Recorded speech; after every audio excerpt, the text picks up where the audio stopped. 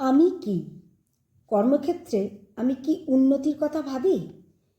কি করে আলো ভালো করা যাবে এ কথা আমি কখনো চিন্তা করি না।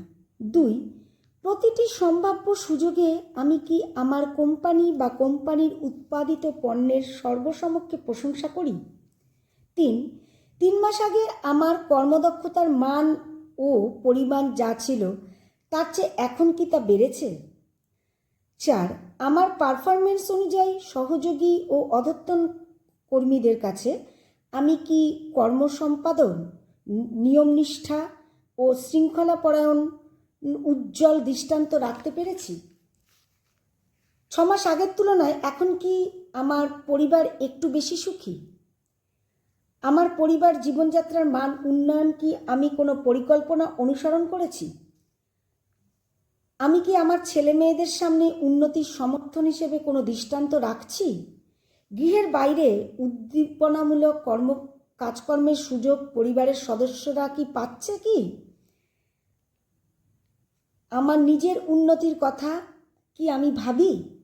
গত 6 মাস আগের তুলনায় এখন কি আমি মানুষ হিসেবে একটু বেশি উন্নত হয়েছি? নির্দিষ্ট করে কোন ক্ষেত্রে গত 6 মাসে আমি উন্নতি করেছি? নিজের ভ্যালু বাড়াতে অন্যদের কাছে আমি কি নির্দিষ্ট কোনো পরিকল্পনা গ্রহণ করেছি গত 3 মাসে? আমি যাদের সঙ্গে মিশি কোনো ব্যাপারে কি কখনো আমি তাদের নেতৃত্ব দিয়েছি? গত 6 মাসের সমাজের উন্নতির জন্য আমি কি কোনো প্রচেষ্টা বা চেষ্টা করেছি? অভিযোগ, বিরোধিতা বা সমালোচনা করা ছাড়া সমাজের উন্নতিকল্পে আমি কি কিছু করেছি, যেমন গঠনমূলক কোনো প্রস্তাব দেওয়া ইত্যাদি?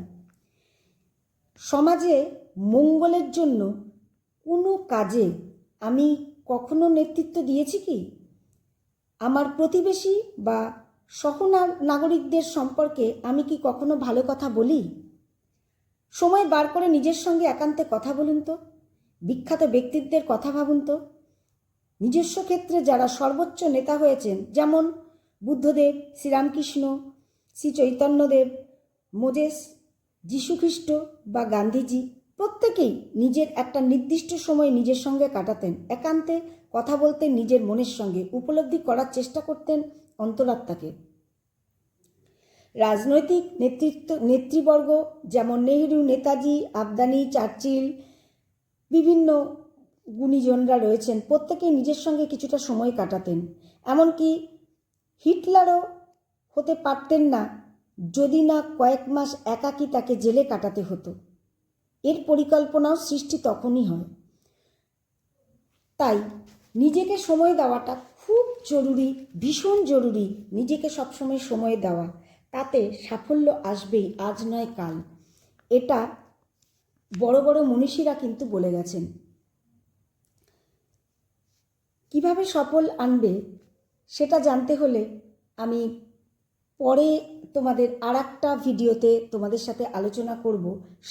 সাফল্যতা কি করে ডে বাই ডে আস্তে আস্তে আনা যায়, আর সেই সাফল্য কিন্তু শিখরে নিয়ে যায়। আর যদি আমরা পেছনে তাকাই তাহলে কিন্তু আমাদের পেছন থেকে টানতে থাকবে। তাই পেছন দিকে তাকানো না, এগিয়ে যাও সামনে। এগিয়ে যত যাবে দেখবে সাফল্য তোমাদের দরজার সামনে দাঁড়িয়ে রয়েছে। তাই এই ভিডিও সামনে আরেকটা ভিডিও নিয়ে তোমাদের কাছে আসছি। ধন্যবাদ।